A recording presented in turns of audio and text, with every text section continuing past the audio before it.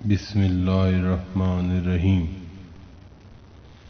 جب 3 مرتبہ حضرت لوط علیہ السلام نے اپنے مہمانوں سے اپنی قوم کی شکایتیں کیں اور پھر شدید آبدیدہ ہو گئے، یہ دیکھ کر مہمانوں نے کہا، اللہ قرآن مجید میں فرماتا ہے، مہمان بولے، اے لوط، ہم بھیجے ہوئے ہیں تیرے رب کے، اور یہ لوگ ہرگز نہ پہنچ سکیں گے تجھ تک، سو نکل اپنے گھر سے کچھ رات رہے، اور پھر تم میں سے کوئی شخص منہ موڑ کر بھی نہ دیکھے، مگر تیری عورت تو ان ہی میں سے ہے، اور جو عذاب الہی ساری قوم پر آئے گا وہی تمہاری بیوی پر بھی آئے گا، اور عذاب الہی کے آنے کا وقت اور وعدہ صبح ہے۔ پھر مہمانوں نے حضرت لوط علیہ السلام سے اچھی طرح ظاہر کر دیا کہ ہم لوگ سب اللہ تعالیٰ کے بھیجے ہوئے فرشتے ہیں اور قوم لوط پر عذاب الہی لے کر آئے ہیں، اور ہم لوگ یہ بتا دینا چاہتے ہیں کہ آپ آج کی شب اس قوم سے بچ کر کسی محفوظ جگہ پر چلے جائیں جہاں اللہ تعالیٰ کا حکم ہو، کیونکہ آج شب کو صبح کے وقت اس قوم پر عذاب الہی آئے گا۔ حضرت لوط علیہ السلام نے مزید معلومات کی صورت میں ان فرشتوں سے پوچھا کہ یہ عذاب الہی اول شب آئے گا یا آخر شب؟ اتنے میں وہ مردود بھی حضرت لوط علیہ السلام کے گھر کو کودنے لگے اور کہنے لگے، اے لوط، ابھی تک صبح نزدیک نہیں ہوئی، یعنی اے لوط، صبح ہو رہی ہے، مگر تم نے جو ہم سے کہا تھا وہ اب تک کچھ نہ کیا۔ اور یہ کہتے ہی ان لوگوں نے چاہا کہ فرشتوں پر دست دراز ہوئیں۔ یہ کیفیت دیکھ کر حضرت جبرائیل علیہ السلام نے کچھ معمولی سے حرکت کی اور بے حکم خداوند وہ فی الفور طمس ہو گئے، یعنی طمس کا معنی آنکھ، ناک، منہ ان کے یکساں ہو گئے، جیسا کہ اللہ تعالیٰ قرآن مجید میں فرماتا ہے، اور تحقیق ارادہ کیا حضرت لوط کے مہمانوں پر دست درازی کا تو کھو دی ہم نے ان کی آنکھیں، اب چکھو عذاب میرے کو، اور پہنچو اس مصیبت کو جو تمہارے واسطے تیار کی گئی۔ پھر اس کے بعد فوراً ان پر شدید عذاب الہی نازل کیا گیا، اور وہ وقت بالکل صبح کا تھا تاکہ اللہ تعالیٰ اپنے وعدہ پورا کر سکے اور مجرموں کے کردار کی سزا دے۔ اللہ قرآن مجید میں فرماتا ہے، بے شک نازل ہوا ان پر عذاب صبح کے وقت، سو وہ بہت بڑا عذاب تھا، تاکہ تم کو معلوم ہو جائے کہ میرا عذاب اور مصیبت۔ چنانچہ پہلا عذاب اس قوم پر یہ ہوا کہ ان کی آنکھیں رہیں اور نہ ناک اور نہ منہ، لگے واویلا کرنے لگے، اور اسی غصہ میں بولے کہ لوط علیہ السلام نے اپنے گھر میں جادوگروں کو بلا رکھا ہے۔ پھر کہنے لگے، اے لوط، تو اپنے آئے ہوئے مہمانوں سے کہہ دے کہ وہ ہماری آنکھیں اچھی کر دیں تو ہم ان برے فعلوں سے توبہ کر لیں گے۔ یہ سن کر حضرت جبرائیل علیہ السلام نے اپنا پر ان کے چہروں پر مل دیا، اسی وقت ان کی آنکھیں، ناک اور منہ بالکل درست ہو گئے۔ پھر جب وہ ٹھیک ہو گئے تو انہوں نے پھر ان فرشتوں پر دست درازی کا قصد کیا، تو اس مرتبہ ان کا تمام بدن خشک اور شل ہو گیا۔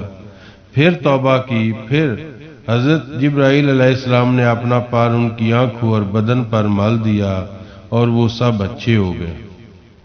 بعد وہ لوگ سب کے سب حضرت لوط کے گھر سے نکل گئے اور تمام شہر کے دروازے بند کر دیے، اور یہ کہہ کر چلے گئے کہ کل لوط علیہ السلام کے مہمانوں سے اس کا بدلہ لیں گے۔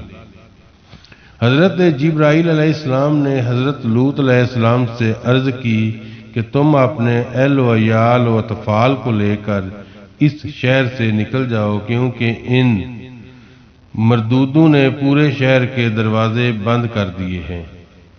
پھر حضرت جبرائیل علیہ السلام نے حضرت لوط علیہ السلام کو اہل و عیال کے شہر سے نکال کر حضرت ابراہیم خلیل اللہ کے گھر تک پہنچا دیا۔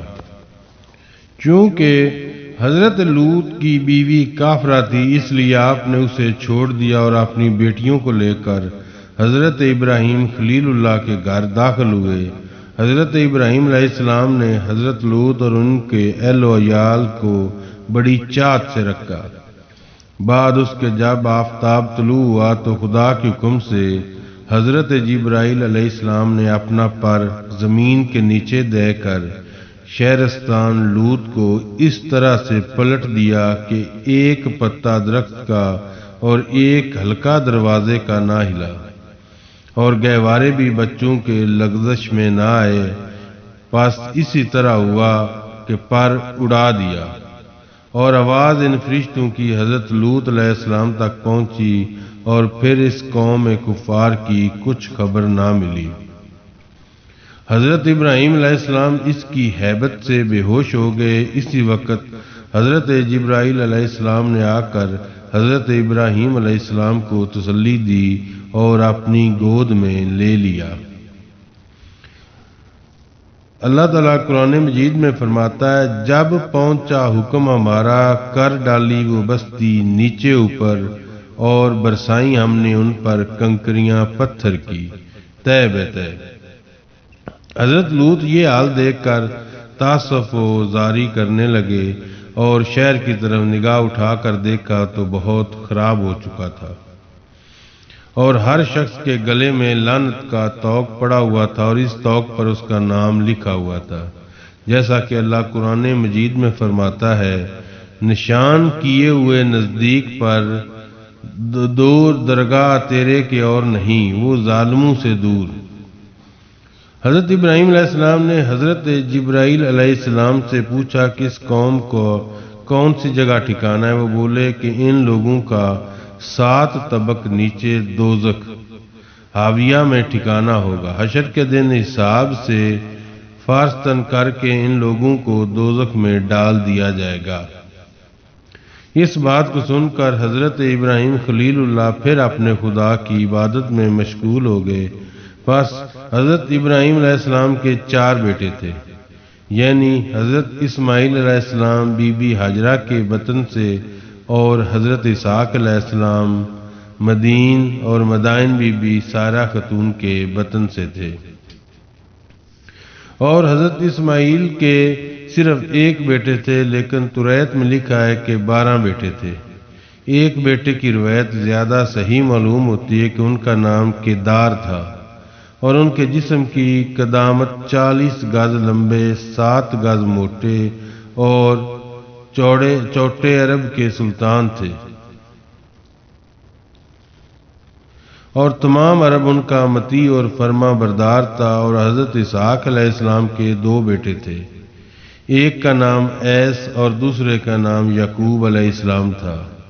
اور مدین کے ایک بیٹے کا نام شیب تھا، اور وہ مدین کے بیٹے عجم کے بادشاہ تھے۔ پس حضرت ابراہیم علیہ السلام کی عمر 120 سال کی ہوئی تو آپ کو موت آئی، اور چونکہ حضرت ابراہیم علیہ السلام موت سے ہر وقت ڈرتے تھے، اس لیے حق تعالیٰ نے چاہا کہ ان کی موت ان کی مرضی کے موافق کی جائے۔ ناگہاں ایک بوڑھا مہمان حضرت ابراہیم علیہ السلام کے پاس بھیجا۔ حضرت ابراہیم علیہ السلام نے اسے کھانا کھلا دیا، مارے ذوق کہ وہ کھانا نہ کھا سکا۔ تو پھر حضرت ابراہیم علیہ السلام نے اس سے پوچھا کہ آپ کی کیا عمر ہوگی؟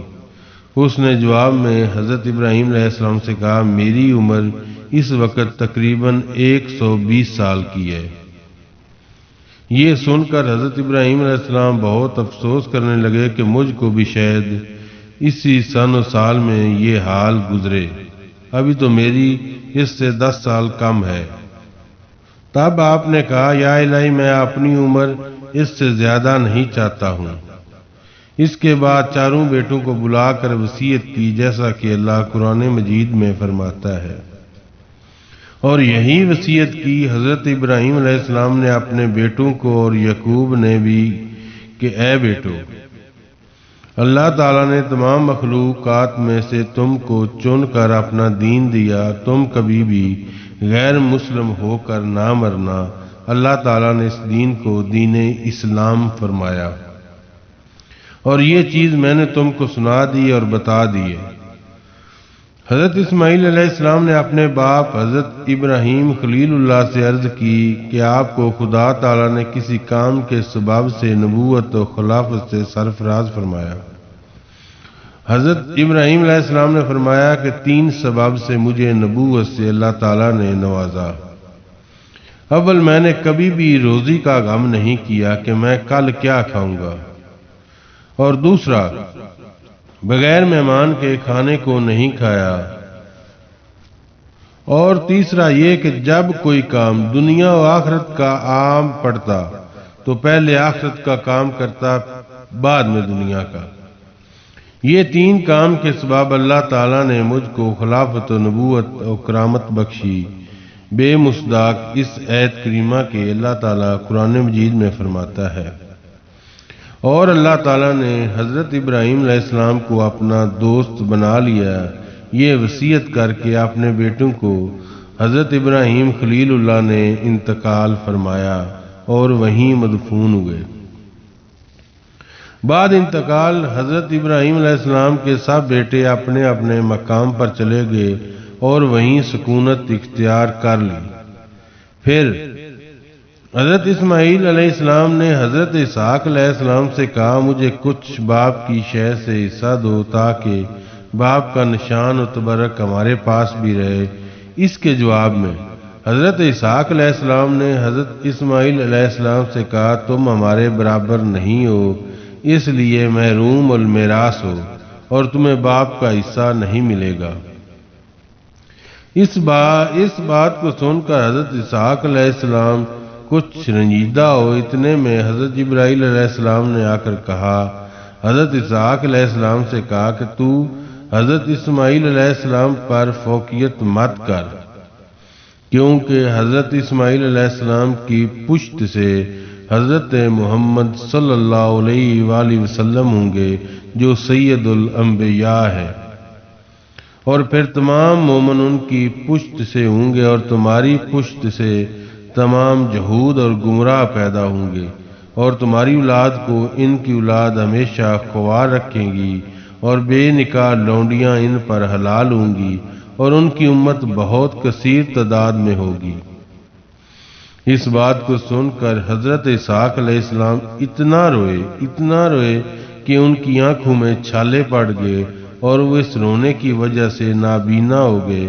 اس بات کو 2 سال گزرنے کے بعد حضرت جبرائیل علیہ السلام نے آ کر کہا، اے اسحاق علیہ السلام، میں تم کو خدا کی طرف سے بشارت دیتا ہوں کہ تیری پشت سے 4000 پیغمبر ہوں گے، اور ایک پیغمبر ان میں حضرت موسیٰ علیہ السلام ہوگا جو خداوند کریم سے باتیں کرے گا، اور ان کا لقب بھی کلیم اللہ ہوگا، اور خدا چاہے تو تمہیں بینا کرے یا ویسے ہی رکھے۔ اگر تم کو خداوند کریم نے نابینا رکھا ہے تو قیامت میں آنکھیں کھلیں گی اور خدا تعالیٰ کا دیدار ہوگا۔ یہ سن لینے کے بعد حضرت اسحاق علیہ السلام نے کہا، بس میں اپنی آنکھیں نہیں مانگتا، اور میں یہ خواہش رکھتا ہوں کہ اس کے عوض خداوند قدوس مجھ کو اپنا دیدار دکھائے۔ اور حضرت اسحاق علیہ السلام کے 2 بیٹے تھے، ان کا نام ایس اور یعقوب تھا۔ جب یہ دونوں بڑے ہوئے تو حضرت اسحاق علیہ السلام نے انتقال فرمایا اور اپنے والد کی قبر کے پاس دفن ہوئے۔